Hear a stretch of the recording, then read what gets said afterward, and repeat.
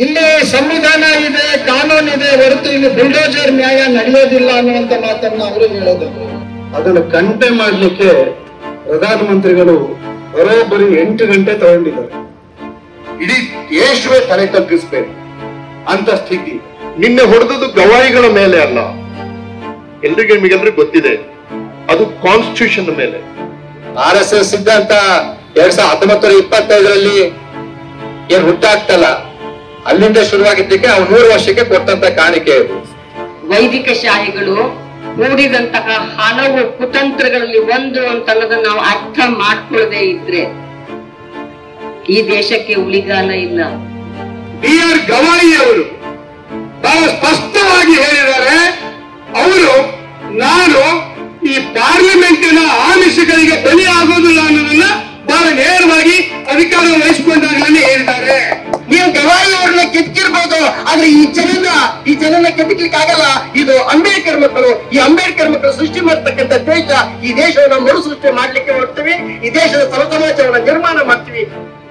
ಘಟನೆ ನಡೆದಿರೋದ್ರ ಬಗ್ಗೆ ತಮಗೆ ಮಾಹಿತಿ ಇದೆ.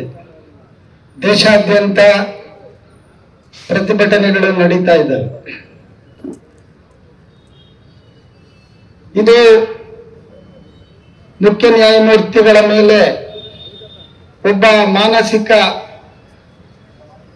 ಅವನನ್ನ ಏನ್ ಬೇಕಾದ್ರೂ ಹೇಳ್ಬೋದು ಅವರು. ಯಾಕಂದ್ರೆ ಜನರ ಪರವಾಗಿ ಹೋರಾಟ ಮಾಡೋರನ್ನ ಭಯೋತ್ಪಾದಕರು ಅಂತ ಕರೆದು ಬಿಡ್ತಾರೆ, ನಿಮ್ಗೆಲ್ಲ ಗೊತ್ತಿದೆ. ಆದರೆ ಅದೇ ಈ ರೀತಿಯ ಜನದ್ರೋಹಿ ಕೆಲಸಗಳನ್ನ ಮಾಡೋರಿಗೆ ಒಂದು ರೆಡಿಮೇಡ್ ಮಾಡ್ಕೊಂಡು ಇಟ್ಕೊಂಡಿರ್ತಾರೆ. ಅವ್ರನ್ನ ಮೆಡಿಕಲ್ ಇದರಲ್ಲಿ ಅವ್ರನ್ನ ಹೆಂಗೆ ಅವ್ರನ್ನ ಬಚಾವ್ ಮಾಡ್ಕೋಬಹುದು ಅಂತ ಹೇಳಿ. ಆದರೆ ಇಲ್ಲಿ ಮುಖ್ಯವಾಗಿ ಮುಖ್ಯ ನ್ಯಾಯಮೂರ್ತಿಗಳು ಇತ್ತೀಚೆಗೆ ತೆಗೆದುಕೊಂಡಿರುವಂತ ತೀರ್ಮಾನಗಳು ಮತ್ತು ಅವರು ಹೇಳ್ತಾ ಇರುವಂತ ಮಾತುಗಳು, ಅವರು ಯಾವ ವಿಚಾರವನ್ನ ಪ್ರತಿಪಾದನೆ ಮಾಡ್ತಾ ಇದ್ದಾರೆ ಅಂತೇಳಿ. ಇಲ್ಲಿ ಸಂವಿಧಾನ ಇದೆ, ಕಾನೂನು ಇದೆ, ಹೊರತು ಇಲ್ಲಿ ಬುಲ್ಡೋಜರ್ ನ್ಯಾಯ ನಡೆಯೋದಿಲ್ಲ ಅನ್ನುವಂತ ಮಾತನ್ನ ಅವರು ಹೇಳಿದ್ರು. ಅದು ಜೊತೆಗೆ ಅಲ್ಲಿ ಆ ವ್ಯಕ್ತಿ ಯಾವ ವಿಚಾರದ ಮೇಲೆ ಕೋರ್ಟ್ಗೆ ಹೋಗಿದ್ದ ಆ ಪ್ರಕರಣವನ್ನ ಅವರು ವಜಾಗೊಳಿಸಿರುವಂತದ್ದು, ಅದು ಎಎಸ್ಐಗೆ ಸಂಬಂಧಪಟ್ಟಂತ ವಿಚಾರ ಅಂತ ಹೇಳಿರೋದು. ಅದರ ಜೊತೆಗೇನೆ ಇತ್ತೀಚೆಗೆ RSS ಉದ್ದೇಶಪೂರ್ವಕವಾಗಿ CJI ಅವರ ತಾಯಿಯವರನ್ನ ಅಮರಾವತಿಯ ಒಂದು ಕಾರ್ಯಕ್ರಮದಲ್ಲಿ ಆಹ್ವಾನಿಸಿದಾಗ ಅವರು ಅದನ್ನ ನಿಷ್ಠೂರವಾಗಿ ಅದನ್ನ ರಿಜೆಕ್ಟ್ ಮಾಡಿದ್ರು. ನಾನು ಅಂಬೇಡ್ಕರ್ ವಾದಿ, ನಾನು ಯಾವುದೇ ಕಾರಣಕ್ಕೂ ಈ ಕಾರ್ಯಕ್ರಮದಲ್ಲಿ ಭಾಗವಹಿಸೋದಿಲ್ಲ ಅಂತ ಹೇಳಿದ್ರು ಅವರು. ಈ ಹಿನ್ನೆಲೆಯಲ್ಲಿ ನಾವು ಇಡೀ ಪ್ರಕರಣಗಳನ್ನ ನೋಡ್ಬೇಕಾಗತ್ತೆ. CJI ಅವರ ವಿರುದ್ಧ ಈ ದುಷ್ಕೃತ್ಯ ನಡೀತಾ ಇರುವಂತದ್ದು ಮತ್ತು ಇದಕ್ಕೆ ಪೂರಕವಾಗಿ ಅನೇಕ ಘಟನೆಗಳು ನಮ್ಮ ಕಣ್ಣು ಮುಂದೆ ಇದೆ. ಕರ್ನಾಟಕದ ಹೈಕೋರ್ಟ್ಗೆ ಮೊಟ್ಟ ಮೊದಲನೇದಾಗಿ ಒಬ್ಬ ತಳ ಸಮುದಾಯದಿಂದ ಬಂದಂತಹ ಜಸ್ಟಿಸ್ ಭೀಮಯ್ಯ ಅವರು ಅಧಿಕಾರ ಸ್ವೀಕಾರ ಮಾಡೋದಕ್ಕೆ ಬಿಟ್ಟಿರಲಿಲ್ಲ ಇಲ್ಲಿನ ಹೈಕೋರ್ಟಿನ ಕೆಲವು ವಕೀಲರು. ಇದನ್ನ ನಾವು ನೆನಪಲ್ಲಿ ಇಟ್ಕೊಳ್ಬೇಕು. 80ರ ದಶಕದಲ್ಲಿ ಯಾವ ಜಸ್ಟಿಸ್ ಭೀಮಯ್ಯನವರು ಕರ್ನಾಟಕ ಉಚ್ಚ ನ್ಯಾಯಾಲಯದ ನ್ಯಾಯಮೂರ್ತಿಗಳಾಗಿ ಅಧಿಕಾರ ಸ್ವೀಕಾರ ಮಾಡಕ್ ಬಂದಾಗ ಅವರ ಅಧಿಕಾರವನ್ನ ಅದನ್ನ ವಿರೋಧಿಸಿದಂತ ಮನಸ್ಸುಗಳು ಆವತ್ತು ಇದ್ವು ಅನ್ನೋದನ್ನ ನಾವು ಇಲ್ಲಿ ಗಮನಿಸಬೇಕು. ದಿನಕರ್ ಅನ್ನುವಂತ ಒಬ್ರು ನ್ಯಾಯಮೂರ್ತಿಗಳು CJI ಆಗಿದ್ರು ಹೈಕೋರ್ಟ್ಗೆ.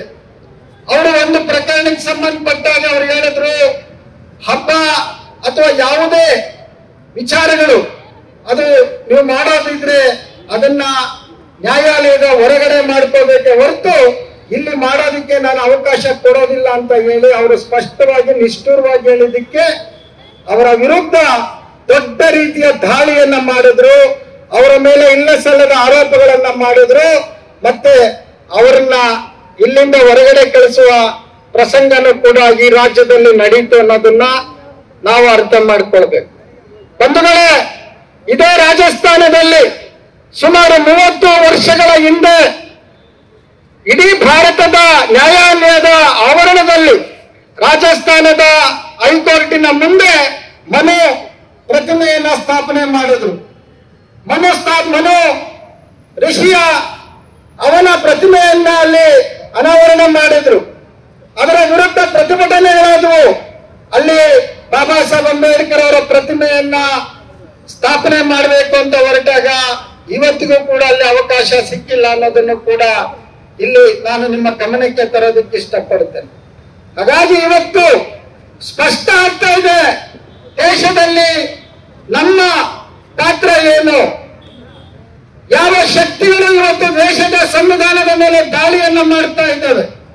ಸಂಸದೀಯ ಪ್ರಜಾಪ್ರಭುತ್ವವನ್ನು ಬೆಳೆಸಿಕೊಳ್ಳುವ ಮೂಲಕ ಮತಗಟ್ಟೆಗಳಲ್ಲಿ ಮತಗಳನ್ನು ಕದಿಯುವ ಮೂಲಕ ಇವತ್ತು ಅಧಿಕಾರಕ್ಕೆ ಅವರು ಬಂದಿದ್ದಾರೆ. ಇದರ ವಿರುದ್ಧ ನಾವು ಸ್ಪಷ್ಟವಾಗಿ ಇಂಥ ಕೋಮುವಾದಿಗಳನ್ನ, ಇಂಥ ಸಂವಿಧಾನ ವಿರೋಧಿಗಳನ್ನ ತಿರಸ್ಕಾರ ಮಾಡೋದು ನಮ್ಮ ಮುಂದೆ ಇರುವಂತದ್ದು. ಹಾಗಾಗಿ ದುಡಿಯುವ ಜನರು, ಶ್ರಮಜೀವಿಗಳು, ರೈತಾಪಿ ವರ್ಗ, ಈ ದೇಶದ ಜನತೆ ನಾವು ಒಗ್ಗಟ್ಟಾಗುವ ಮೂಲಕ ಇಂಥ ಶಕ್ತಿಗಳಿಗೆ ನಾವು ಉತ್ತರವನ್ನ ಕೊಡಬೇಕಾಗುತ್ತೆ. ಇದು ಇವತ್ತಿಂದ ಬಂದಿದ್ದಲ್ಲ, ಇದು ಇವತ್ತಿನ ರೋಗ ಅಲ್ಲ. ಇದು ಈ ರೋಗ ಈಗ ಉಲ್ಬಣಗೊಳ್ತಾ ಇದೆ. ಇವತ್ತು ರೋಗ ಉಲ್ಬಣಗೊಂಡು ಇವತ್ತು ಇಂಥ ದುಷ್ಟ ಕೆಲಸಗಳಿಗೆ ಅದ ಕೈ ಆಗ್ತಾ ಇದೆ ಅನ್ನೋದನ್ನ ನಾವು ಈ ಸಂದರ್ಭದಲ್ಲಿ ಇಲ್ಲಿ ಅರ್ಥ ಮಾಡ್ಕೊಳ್ಬೇಕಾಗುತ್ತೆ. ಕೇವಲ 3-4 ತಿಂಗಳಿಂದ ನಿಮಗೆ ಗೊತ್ತಿದೆ, ಇದೇ ಈ ದೇಶದ ಗೃಹ ಮಂತ್ರಿ ಪಾರ್ಲಿಮೆಂಟ್ ನಲ್ಲಿ ಮಾತಾಡ್ತಾ ಅವನು ಹೇಳ್ತಾ ಇದ್ರು, ಅವರು ಇತ್ತೀಚೆಗೆ ಅಂಬೇಡ್ಕರ್ ಅಂಬೇಡ್ಕರ್ ಅಂಬೇಡ್ಕರ್ ಅಂಬೇಡ್ಕರ್ ಅನ್ನೋದೇ ಒಂದು ಫ್ಯಾಷನ್ ಆಗ್ಬಿಟ್ಟಿದೆ. ಅದ್ರ ಬದಲು ದೇವರನ್ನ ಸ್ತುತಿಸಿದ್ರೆ ಅವ್ರಿಗೆ ಸ್ವರ್ಗ ಸಿಗ್ತಾ ಇತ್ತು ಅನ್ನುವಂತ ಮಾತನ್ನ ಹೇಳ್ದ. ಇದೆಲ್ಲ ಯಾಕೆ ಈ ಮಾತುಗಳು ಬರ್ತಾ ಇದೆ ಅಂದ್ರೆ, ಅವರು ನಿರ್ಧಾರ ಮಾಡಿಕೊಂಡಿದ್ದಾರೆ. ಅವರ ಚಿಂತನೆಗಳಲ್ಲಿ ಅವರು ಸ್ಪಷ್ಟ ಮಾಡಿಕೊಂಡಿದ್ದಾರೆ. ನಾವು ಕೂಡ ಅದನ್ನ ಹೇಗೆ ವಿರೋಧಿಸಬೇಕು, ಇಂಥ ಶಕ್ತಿಗಳನ್ನ ಹೇಗೆ ಬಗ್ಗು ಬಡಿಬೇಕು ಅನ್ನೋದನ್ನ ನಾವು ಕೂಡ ಅದನ್ನ ಗಂಭೀರವಾಗಿ ತೆಗೆದುಕೊಳ್ಬೇಕು. ದೇಶದ ಜನ ಯಾರು ಸಂವಿಧಾನ ಪರವಾಗಿದ್ದೀವಿ, ನಾವೆಲ್ಲರೂ ಕೂಡ ಐಕ್ಯತೆಯಿಂದ ಇಂಥ ದುಷ್ಟ ಶಕ್ತಿಗಳನ್ನ ಹಿಮ್ಮೆಟ್ಟಿಸದೆ ಹೋದ್ರೆ ಮತ್ತೊಂದು ಜರ್ಮನಿ, ಮತ್ತೊಂದು ಪ್ಯಾಲೆಸ್ತೈನು ನಮ್ಮ ಮುಂದೆ ಇದೆ ಅನ್ನೋದನ್ನ ನಾವು ಅರ್ಥ ಮಾಡ್ಕೊಳ್ಬೇಕಾಗುತ್ತೆ ಬಂಧುಗಳು. ಆ ಕಾರಣಕ್ಕಾಗಿ ಇಂಥ ಘಟನೆಗಳು ಇವು ನಡೀತಾನೆ ಇರ್ತವೆ. ಇದಕ್ಕೆ ಅಂತ್ಯವಿಲ್ಲ ಅನ್ನೋದನ್ನು ಕೂಡ ನಾವು ಇದನ್ನ ಅರ್ಥ ಮಾಡಿಕೊಂಡು ಮುಂದೆ ನಮ್ಮ ಎಲ್ಲ ಇಲ್ಲಿ ಬಂದಿರುವಂತ ಹಿರಿಯ ಚಿಂತಕರು, ಹೋರಾಟಗಾರರು, ನಾವು ಯಾವ ಕಾರ್ಯಕ್ರಮಗಳ ಮೂಲಕ ಇವರಿಗೆ ಉತ್ತರವನ್ನ ಕೊಡಬಹುದು ಅನ್ನೋದನ್ನ ನಾವು ಇಲ್ಲಿ ತೀರ್ಮಾನ ಮಾಡಬೇಕಾಗುತ್ತೆ. ಆ ಹಿನ್ನೆಲೆಯಲ್ಲಿ ಈ ಒಂದು ಕಾರ್ಯಕ್ರಮ ಇವತ್ತು ಸಾಂಕೇತಿಕವಾಗಿ ಆಗಿದೆ. ಮುಂದೆ ಇದನ್ನ ಜನರ ಮತ್ತೆ ಈ ವಿಚಾರಗಳನ್ನ ಕೊಂಡೊಯ್ಯುವ ಮೂಲಕ ಹಸಿವು, ಅಸ್ಪೃಶ್ಯತೆ ಇಲ್ಲದ ಒಂದು ಸಮಾಜದ ನಿರ್ಮಾಣ ಆಗುವ ಕಡೆಗೆ ನಾವೆಲ್ಲರೂ ಕೂಡ ದೃಢವಾದ ಹೆಜ್ಜೆಗಳನ್ನ ಇಡಬೇಕಾಗುತ್ತೆ ಎನ್ನುವಂತ ಮಾತನ್ನ ಈ ಸಂದರ್ಭದಲ್ಲಿ ಹೇಳ್ತಾ, ಬಂದಿರುವಂತ ಎಲ್ಲ ಹೋರಾಟಗಾರರಿಗೆ ಮತ್ತು ಸಂವಿಧಾನ ಪರವಾಗಿರುವಂತಹ ಅವರಿಗೆ ವಂದಿಸಿ ನನ್ನ ಮಾತುಗಳನ್ನು ಮುಕ್ತಾಯ ಮಾಡ್ತೇನೆ. ಜೈ ಭೀಮ್, ಜೈ ಭಾರತ್. ಈ ದೇಶದಲ್ಲಿ ನಾವು ಇನ್ನೂ ಏನೇನು ನೋಡಬೇಕಾಗಿದೆಯೋ ಗೊತ್ತಿಲ್ಲ. ಯಾಕೆಂದ್ರೆ ಈ ದೇಶವನ್ನ ಅಸ್ಪೃಶ್ಯ ದೇಶವನ್ನಾಗಿ ಮಾಡಿದಂಥವ್ರು, ಈ ದೇಶವನ್ನ ತಾರತಮ್ಯದ ದೇಶವನ್ನಾಗಿ ಮಾಡಿದಂಥವ್ರು, ಈ ದೇಶವನ್ನ ವರ್ಣಾಶ್ರಮ ಪದ್ಧತಿಯ ಮೂಲಕ ಸರ್ವನಾಶದ ಅಂಚಿಗೆ ತಂದಂಥವರು ಇವತ್ತು ಮತ್ತೆ ತಮ್ಮ ದೌರ್ಜನ್ಯವನ್ನ, ದಬ್ಬಾಳಿಕೆಯನ್ನ ಆರಂಭ ಮಾಡಿದ್ದಾರೆ. 2014ರಿಂದ ಈ ಪ್ರಕ್ರಿಯೆ ಈ ದೇಶದಲ್ಲಿ ಆರಂಭ ಆಗಿದೆ. ಒಬ್ಬ ವಕೀಲ, ಅದರಲ್ಲೂ ಸಾಕಷ್ಟು ವಯಸ್ಸಾದಂತ ಒಬ್ಬ ವಕೀಲ, ಭಾರತದ ಮುಖ್ಯ ನ್ಯಾಯಮೂರ್ತಿಯವರ ಮೇಲೆ, ಸುಪ್ರೀಂ ಕೋರ್ಟ್ನ chief justice of India Gavai ಅವರ ಮೇಲೆ ಶೂ ಎಸೆಯುವಂತ ಒಂದು ಪ್ರಯತ್ನವನ್ನ ಮಾಡಿದ್ದಾನೆ.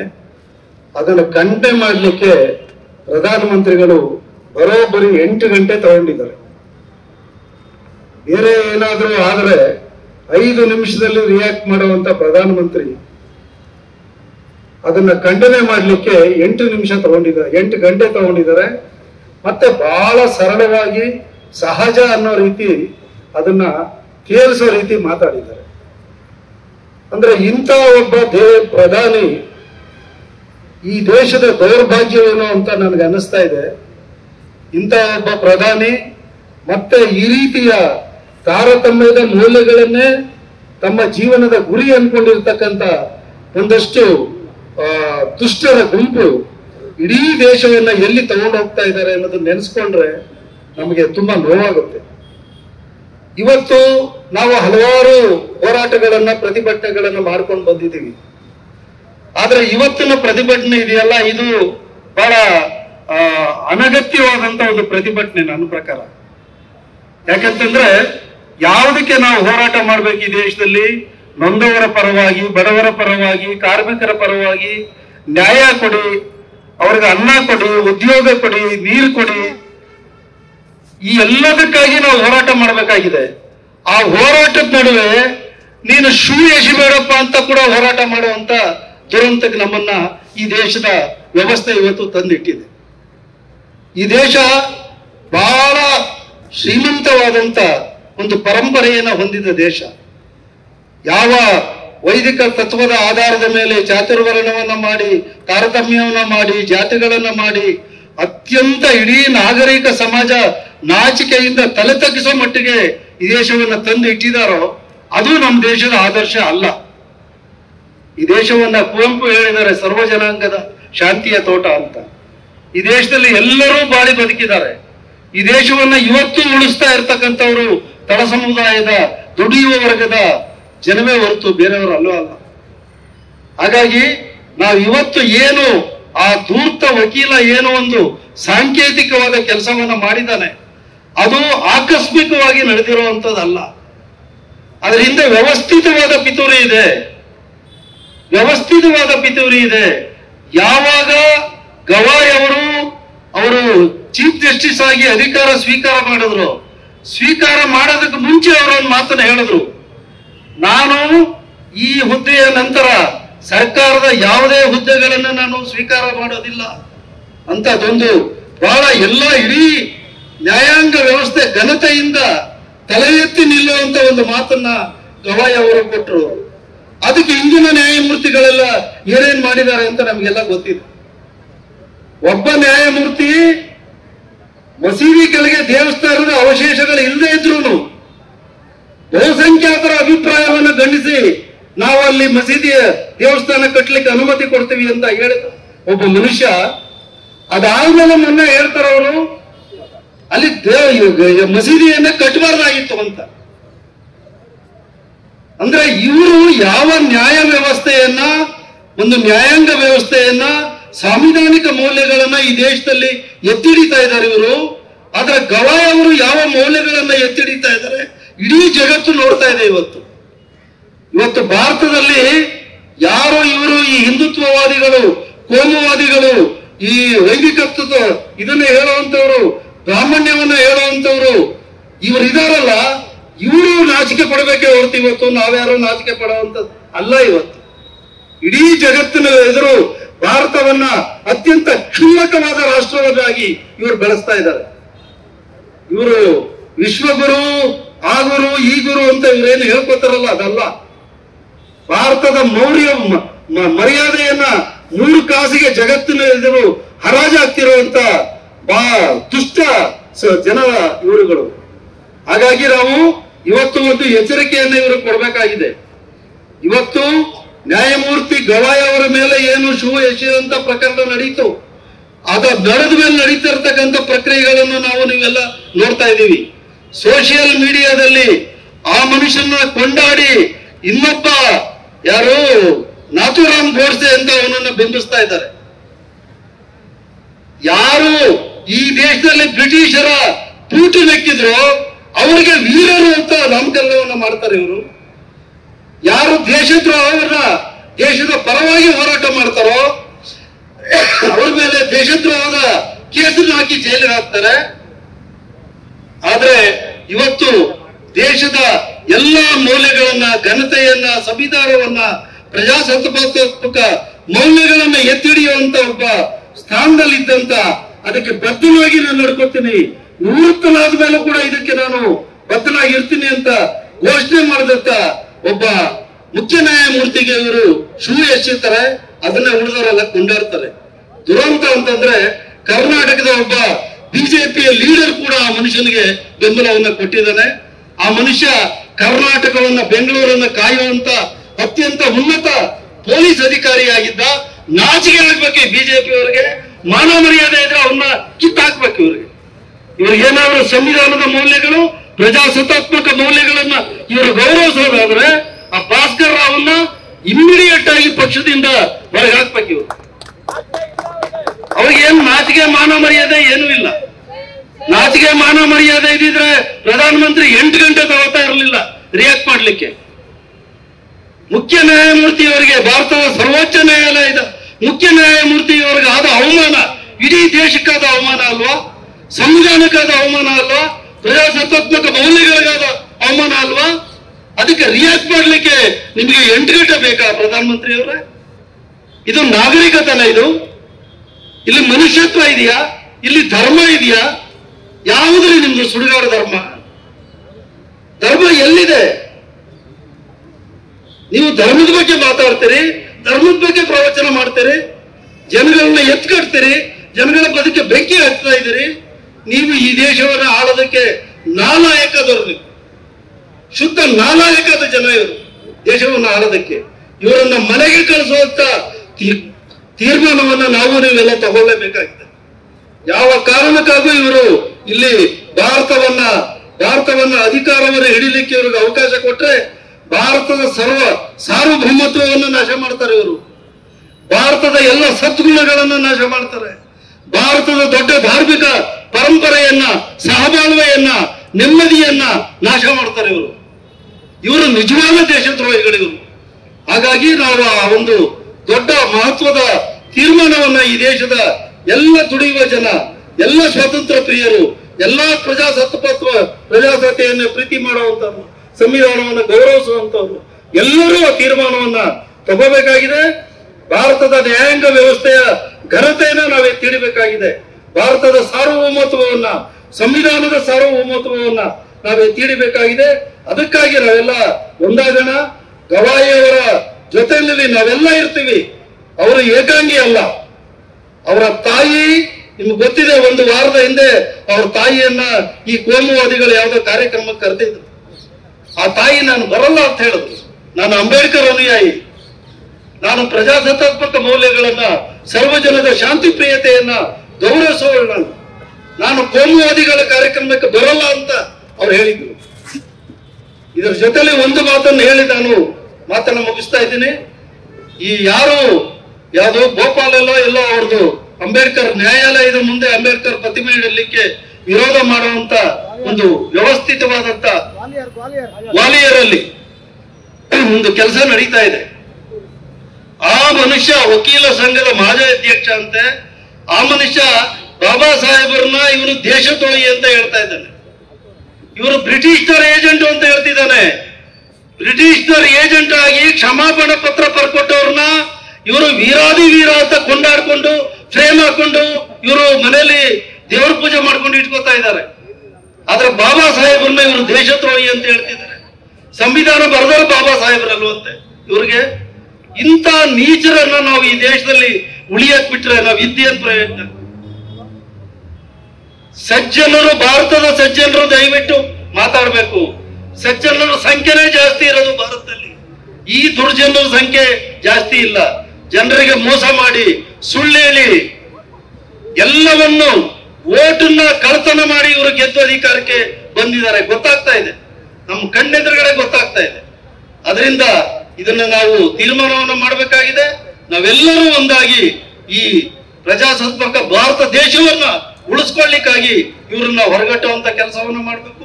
ಇಡೀ ದೇಶದ ನ್ಯಾಯಾಂಗ ವ್ಯವಸ್ಥೆಯ ಮೇಲೆ ಆಗಿರ್ತಕ್ಕಂಥ ಈ ಅವಮಾನಕರವಾಗಿರ್ತಕ್ಕಂಥ ಘಟನೆಗೆ ವಿಶ್ವದ ಎದುರಿಗೆ ಇಡೀ ದೇಶವೇ ತಲೆ ತಗ್ಗಿಸಬೇಕು. ಅಂಥ ದುರ್ಗತಿಗೆ ದೇಶವನ್ನ ತಂದಿರ್ತಕ್ಕಂಥದ್ದು ನಮ್ಮ ಕೇಂದ್ರ ಸರ್ಕಾರ. ಇದು ಬಹಳ ಗಂಭೀರವಾಗಿ ಯೋಚನೆ ಮಾಡಬೇಕಾಗಿರೋದು. ಯಾಕೆ ಅಂತಂದ್ರೆ ವ್ಯಕ್ತಿಯ ಮೇಲೆ ಅಲ್ಲ, ವ್ಯಕ್ತಿಯ ಹಿಂದೆ ಇರ್ತಕ್ಕಂಥ ಒಂದು ನ್ಯಾಯಾಂಗ ಪೀಠ ಇದೆಯಲ್ಲ, ಅದು ಇಡೀ ಜಗತ್ತಿಗೆ ಉತ್ತರ ಕೊಡಬೇಕಾದಂತ ಪೀಠ. ಅದು ಬಹುತ್ವ ಭಾರತದೊಳಗೆ ಜಾತ್ಯತೀತ ಮನೋಧರ್ಮವನ್ನ ಇಟ್ಟುಕೊಂಡವನು ಮಾತ್ರ ಆ ನ್ಯಾಯಾಂಗದಲ್ಲಿ ಕುಳಿತು, ಆ ಪೀಠದಲ್ಲಿ ಕುಳಿತು ಯೋಗ್ಯತೆಯಿಂದ ಮಾತನಾಡ್ತಕ್ಕಂಥ ಒಂದು ನೈತಿಕ ಶಕ್ತಿ ಇರುತ್ತೆ. ಆ ನೈತಿಕ ಶಕ್ತಿ ಇದ್ದದ್ದು ಗವಾಯಿಯವರಿಗೆ, ಗೌರವಾನ್ವಿತ ನ್ಯಾಯಮೂರ್ತಿ ಗವಾಯಿಯವರಿಗೆ. ಅವ್ರ ಬಗ್ಗೆ ಈಗೆಲ್ಲರೂ ಹೇಳಿದ್ದಾರೆ, ನಾನು ಅದನ್ನು ಮತ್ತೆ ರಿಪೀಟ್ ಮಾಡೋದಕ್ಕೆ ಹೋಗೋದಿಲ್ಲ. ಅಂಥ ಬಹುತ್ವ ಭಾರತವನ್ನ ಗೌರವಿಸುವ ನೈತಿಕ ಕೆಚ್ಚಿನ ನ್ಯಾಯಮೂರ್ತಿಯೊಬ್ಬರಿಗೆ ಈ ತರಹದ ಒಂದು ಕೃತ್ಯ ನಡೆದಿದೆ ಅಂತಂದ್ರೆ ಇಡೀ ದೇಶದೊಳಗೆ ನ್ಯಾಯಾಂಗ ಸತ್ತಿದೆ ಅಂತ. ಯಾಕೆಂದ್ರೆ ಎಷ್ಟಿರೋನು ಸಾಮಾನ್ಯ ಮನುಷ್ಯನಲ್ಲ. 71 ವರ್ಷ ಅಲ್ಲಿ ವಕೀಲಿಕೆ ಮಾಡಿರ್ತಕ್ಕಂಥ ವ್ಯಕ್ತಿಯೊಬ್ಬ ಎಸ್ದವನಿ ಅಂತಂದ್ರೆ ಇದು ಇಡೀ ದೇಶವೇ ತಲೆ ತಗ್ಗಿಸ್ಬೇಕು ಅಂತ ಸ್ಥಿತಿ. ಅಂಥದ್ರೊಳಗೆ ನಮ್ಮ ಪ್ರಧಾನಿ ಇರಲಿ, ಎಷ್ಟು ಜನ ಮಾತನಾಡಿದ್ದಾರೆ. ಈ ಸಂದರ್ಭದಲ್ಲಿ ಒಂದು ನೆನಪಿಸ್ಕೊಳ್ಬೇಕು, ಶಿಕ್ಷಣ, ಸಂಘಟನೆ, ಹೋರಾಟ ಇವು ಈ ಹೊತ್ತಿಗೂ ಕೂಡ ಈ ದೇಶಕ್ಕೆ ಬಹಳ ಮುಖ್ಯವಾಗಿ ಬೇಕಾಗಿರ್ತಕ್ಕಂಥ ಅನುಸರಣೆಯ ಸೂತ್ರಗಳು. ಏನಾಗಿದೀವ್ರಿ ಶಿಕ್ಷಣ ಪಡ್ಕೊಂಡು? ಇವತ್ತಿಲ್ಲಿ ಹೇಳಿರು ಮಾವಳ್ಳಿ, ನಾವೆಲ್ಲ ಒಗ್ಗಟ್ಟಾಗುವ ಕಾಲ ಅಂತಂದು. ಆದ್ರೆ ಒಗ್ಗಟ್ಟಾಗ್ತಾ ಇದ್ದೇವಿಯಾ? ಕುಲಕಂಟಕರ ರೀತಿಯೊಳಗೆ ನಾವು ಸೇರಬಾರದ ಕಡೆಗೆ ಸೇರ್ತಾ ಇದ್ದೀವಿ ಅಂತಂದ್ರೆ ಛೀ, ನಿಮ್ಮ ವ್ಯಕ್ತಿತ್ವಕ್ಕೆ ಧಕ್ಕೆ. ಯಾರು ಮಾತನಾಡಿದೀರ ಇದ್ರ ಬಗ್ಗೆ? ಅಂಬೇಡ್ಕರ್ ಅನುಯಾಯಿಗಳು ಅನ್ನಿಸ್ಕೊಂಡು ಎಷ್ಟು ಜನ ಮಾತನಾಡಿದೀರಾ? ರಾಜಕಾರಣದಲ್ಲಿ ಮುಖ್ಯ ಸ್ಥಾನದಲ್ಲಿ ಇರ್ತಕ್ಕಂಥವ್ರಿಗೆ ನಾನು ಹಾಕ್ತಾ ಇರ್ತಕ್ಕಂಥ ಪ್ರಶ್ನೆ, ನಿಮಗೆ ನಾಚಿಕೆ ಆಗಲ್ವಾ? ಯಾಕೆಂದ್ರೆ ಅಂಬೇಡ್ಕರ್ ಪ್ರತಿನಿಧಿಯ ರೀತಿಯೊಳಗಿರ್ತಕ್ಕಂಥ ನ್ಯಾಯಪೀಠದ ಗೌರವಾನ್ವಿತ ನ್ಯಾಯಮೂರ್ತಿಗಳಿಗೆ ಈ ತರಹದ ಕೃತ್ಯ ನಡೆದಾಗ ಆ ಜಾಗದಲ್ಲಿ ಒಂದು ಕ್ಷಣ ಇರುವ ರೀತಿಯೊಳಗೆ ಎಷ್ಟು ಬರಬೇಕು ಹೊರಕ್ಕೆ? ನಿಮ್ಗೆ ಆ ಯೋಗ್ಯತೆ ಇದೆಯಾ? ನಿಮ್ ಜನ್ಮಕ್ಕೆ ಬೆಂಕಿ ಹಾಕೊಳ್ಬೇಕಲ್ವೇ ನೀವೇನೆ? ಆ ಜಾಗದಲ್ಲಿ ಇರ್ತಕ್ಕಂಥ ಪ್ರತಿಯೊಬ್ಬನು ಅಂಬೇಡ್ಕರ್ ಹೆಸರು ಯೋಗ್ಯತೆ ಇದೆಯಾ? ಅದನ್ನ ಆತ್ಮವಿಮರ್ಶೆ ಮಾಡಿಕೊಂಡಂತೆ ಉತ್ತರ ಕೊಡ್ಲಿ. ಇನ್ನು ಎಂತೆಂಥದ್ದು ನೋಡ್ಬೇಕ್ರಿ ಈ ದೇಶದ ಈ ನಮ್ಮ ಎದುರಿಗೆ ನಡೀತಾ ಇರ್ತಕ್ಕಂಥದ್ದನ್ನ. ಒಂದಲ್ಲ ಎರಡಲ್ಲ, ನಿತ್ಯವೂ ಕೂಡ ಇದೇ ಆಗಿರ್ತಕ್ಕಂಥದ್ದು. ಇಂಥ ದುರ್ಗತಿಯೊಳಗೆ ಜನ ಸೊಂದಿನ ರೀತಿ ಒಳಗಿರ್ತಕ್ಕಂಥದ್ದನ್ನು ನೋಡಿದಾಗ ಬಹಳ ಸಂಕಟವಾಗತ್ತೆ, ಬಹಳ ನೋವಾಗತ್ತೆ. ಯಾಕೆಂದ್ರೆ ನಮ್ಮ ಮುಂದಿನ ಪೀಳಿಗೆಗೆ ಏನು ಬಿಟ್ಟು ಹೋಗ್ತಾ ಇದೀವಿ ನಾವು? ನಮ್ಮ ಹಿರಿಯರು ಇನ್ನೇನಿಲ್ದಿದ್ರು ಕೂಡ ಒಂದು ವಿವೇಕವನ್ನು ನಮಗೆ ಕೊಟ್ಟಿದ್ರು. ನಮ್ಮ ಯುವಕರಿಗೆ ಆ ವಿವೇಕವನ್ನು ಕೊಡ್ತಾ ಇಲ್ವಲ್ಲ ನಾವು? ತಿರುಚಿದ ಚರಿತ್ರೆಯನ್ನ ಅವ್ರಿಗೆ ಬೋಧಿಸ್ತಾ ಇದ್ದೇವೆ. ಇಂಥ ದುರ್ಗತಿಯೊಳಗೆ ನಮ್ಮ ಕಣ್ಣೆದುರಿಗೆ ನಾವು ನೋಡ್ಕೊಂಡಿದೀವಲ್ಲ, ನಾವು ಬಾಯಿ ಮುಚ್ಕೊಂಡಿದೀವಲ್ಲ. ಪ್ರಜ್ಞಾವಂತರು ಅನ್ನಿಸ್ಕೊಂಡಿರ್ತಕ್ಕಂಥವ್ರು ನಿಮಗೆ ಧಿಕ್. ಯಾಕೆಂದ್ರೆ ಒಂದೇ ಜನ್ಮ, ಮುಂದಿನ ಜನ್ಮಗಳಿಗೆ ನಮಗೆ ನಂಬಿಕೆ ಇಲ್ಲ. ಇರುವ ಹೊತ್ತಿನೊಳಗೆ ಈ ಬಹುತ್ವ ಭಾರತದ ಒಂದು ಸರ್ವ ಜನಾಂಗದ ಶಾಂತಿಯ ತೋಟ ಎನ್ನುವ ರಾಷ್ಟ್ರಕವಿ ಹೇಳಿರುವ ಮಾತಿದೆಯಲ್ಲ, ಅದಕ್ಕೆ ಗೌರವ ಕೊಟ್ಟ ರೀತಿಯೊಳಗೆ ನಾವು ಬಾಳಲಿಲ್ಲ ಅಂದ್ರೆ ಸತ್ತು ಕುಟ್ಟಾಗಿದೆ, ಜೀವಂತವಾಗಿ ಸತ್ತಂತೆ ಇದ್ದಂಥದ್ದು. ಆದ್ರಿಂದ ಇವತ್ತು ಆ ಮನುಷ್ಯನಿಗೆ ಸುಪ್ರೀಂ ಕೋರ್ಟ್ ಅಷ್ಟೇ ಅಲ್ಲ, ಯಾವುದೇ ಕೋರ್ಟಿನ ಮೆಟ್ಟು ಹತ್ತುವುದಕ್ಕೂ ಕೂಡ ಯೋಗ್ಯತೆ ಇಲ್ಲ. ಅವನಿಗೆ ಮುಂದೆ ಯಾವ ರೀತಿಯಲ್ಲಿಯೂ ಕೂಡ ಅಂಥದ್ದು ಆಗಬಾರದು. ಜೊತೆಗೆ ಅಷ್ಟೇ ಅಲ್ಲ, ಒಂದು ಸುಪ್ರೀಂ ಕೋರ್ಟಿನ ಘನತೆಯನ್ನ, ಸಂವಿಧಾನದ ಘನತೆಯನ್ನ ಕಳೆದಿರ್ತಕ್ಕಂಥ ವ್ಯಕ್ತಿಯನ್ನ ಬಂಧಿಸಬೇಕಷ್ಟೇ ಅಲ್ಲ, ಕಾರಾಗೃಹದಲ್ಲಿ ಜೀವಾವಧಿ ಶಿಕ್ಷೆಯನ್ನೇ ಕೊಟ್ಟು ಇತ್ವಲ್ಲಿ ಇಡಬೇಕಾಗಿರ್ತಕ್ಕಂಥದ್ದು. ಇದು ಒಂದು ವ್ಯಕ್ತಿಯ ಕೊಲೆ ಮಾಡಿದ್ದಕ್ಕಿಂತ ಒಂದು ದೇಶದ ವ್ಯಕ್ತಿತ್ವದ ಕೊಲೆ ಮಾಡಿದಂತ ಘೋರ ಅಪರಾಧ. ಇಂಥ ಅಪರಾಧಕ್ಕೆ ತಕ್ಕ ಶಿಕ್ಷೆಯನ್ನ ಕೊಡಲೇಬೇಕಾಗಿರ್ತಕ್ಕಂಥದ್ದು. ಪಾಪ ಬೌದ್ಧ ಅನುಯಾಯಿಯಾಗಿ ನಮ್ಮ ಗವಾಯಿ ಅವರು ಒಂದು ರೀತಿಯಲ್ಲಿ ತುಂಬಾ ಉದಾರವಾಗಿ ಮಾತನಾಡಿದ್ದಾರೆ. ಅದು ಅವರ ಘನ ವ್ಯಕ್ತಿತ್ವವನ್ನ ಕಾಣಿಸುವುದು. ಆ ಘನ ವ್ಯಕ್ತಿತ್ವವನ್ನು ಕಾಣಿಸುವುದು ಅಂದಾಕ್ಷಣಕ್ಕೆ ಇವತ್ತು ಈ ದೇಶದಲ್ಲಿರ್ತಕ್ಕಂಥ ಎಲ್ಲ ನ್ಯಾಯಾಧೀಶರುಗಳು, ಗೌರವಾನ್ವಿತ ನ್ಯಾಯಾಧೀಶರುಗಳನ್ನು ಕೂಡ ಅವರ ಪರವಾಗಿ ದನಿ ಎತ್ತತಕ್ಕಂಥದ್ದು ಅವರ ನೈತಿಕ ಹಕ್ಕು, ನೈತಿಕ ಹೊಣೆಗಾರಿಕೆ. ಇಷ್ಟು ಹೇಳಿ ಇವತ್ತು ಮತ್ತೆ ಮತ್ತೆ ಹೇಳ್ತಾ ಇದ್ದೀನಿ, ಶಿಕ್ಷಣ, ಸಂಘಟನೆ, ಹೋರಾಟ ಇದನ್ನು ಬಿಟ್ರೆ ಈ ದೇಶದ ವಂಚಿತ ಸಮುದಾಯಗಳಿಗೆ ಬೇರೆ ದಾರಿಯೇ ಇಲ್ಲ. ಬರ್ತಾವೋ ನಾವು ಹೊಲ್ದ ಕಾಲಿನ ಚಪ್ಪಲಿ ಕೇರಿಗೆ ಬತ್ತಾವೋ ಅಂತ ಒಂದು ಪದ್ಯ. ಅದು ಆ ರಾಮ್ ಕಿಶೋರ್ ಚಪ್ಪಲಿ ಎಸ್ತಿದಾನಲ್ಲ, ಅವನಿಗೆ ಚಪ್ಪಲಿ ಹೇಗೆ ಮಾಡ್ತಾರೆ ಅಂತ ಗೊತ್ತಿಲ್ಲ ಅವನಿಗೆ. ಅದನ್ನು ಹೊಲ್ದವರು ಯಾರು ಅಂದ್ರೆ ನ್ಯಾಯಮೂರ್ತಿ ಗವಾಯಿಗಳ ವಂಶಕ್ಕೆ ಸೇರಿದವರು, ವರ್ಗಕ್ಕೆ ಸೇರಿದವರು.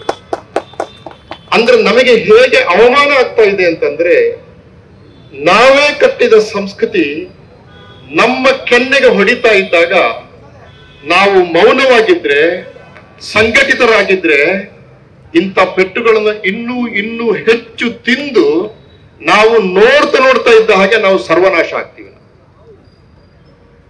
ನಿನ್ನೆ ಹೊಡೆದದ್ದು ಗವಾಯಿಗಳ ಮೇಲೆ ಅಲ್ಲ, ನಿಮಗೆಲ್ರಿಗೂ ಗೊತ್ತಿದೆ, ಅದು ಕಾನ್ಸ್ಟಿಟ್ಯೂಷನ್ ಮೇಲೆ. ಭಾರತದ ವೈವಿಧ್ಯ, ಪ್ರಾದೇಶಿಕ ವೈವಿಧ್ಯ, ಭಾಷಿಕ ವೈವಿಧ್ಯ, ಸಮುದಾಯಗಳ ವೈವಿಧ್ಯ, ವಲಸೆಯ ವೈವಿಧ್ಯ, ಚರಿತ್ರೆಯ ವೈವಿಧ್ಯ, ಈ ಎಲ್ಲಾ ವೈವಿಧ್ಯಗಳನ್ನ ಸನಾತನ ಅಂತ ನಿನ್ನೆ ಹೇಳಿದಲ್ಲವ ನಿನ್ನೆ ರಾಮಕಿಶೋರು.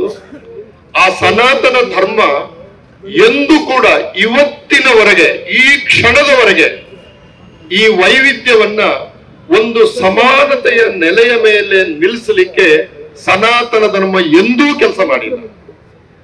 ಇಡೀ ಸನಾತನ ಧರ್ಮ ನಿಂತದ್ದೇ ಅಸಮಾನತೆಯ ಮೇಲೆ. ಜಾತಿಯ ಅಸಮಾನತೆ, ಭಾಷಿಕ ಅಸಮಾನತೆ ಇದೆಯಲ್ಲ, ಅದರ ವಿವರಗಳನ್ನು ಹೇಳುವುದಿಲ್ಲ ನಾನು. ಈ ವ್ಯತ್ಯಾಸಗಳನ್ನ, ಈ ವೈವಿಧ್ಯಗಳನ್ನ ನಮ್ಮ ರಾಮಾಯಣ, ನಮ್ಮ ಮಹಾಭಾರತ, ಸ್ಮೃತಿಗಳು, ಕಾವ್ಯಗಳು, ಸೂತ್ರಗಳು ಇದು ಎಲ್ಲವೂ ಸಮರ್ಥಿಸಿಕೊಂಡು ಬಂದಿದೆ. ಅದನ್ನ ಅತ್ಯಂತ ಹೇಯವಾಗಿ ಸಮರ್ಥಿಸಿಕೊಂಡು ಬಂದಿರುವುದು ಮನುಸ್ಮೃತಿ.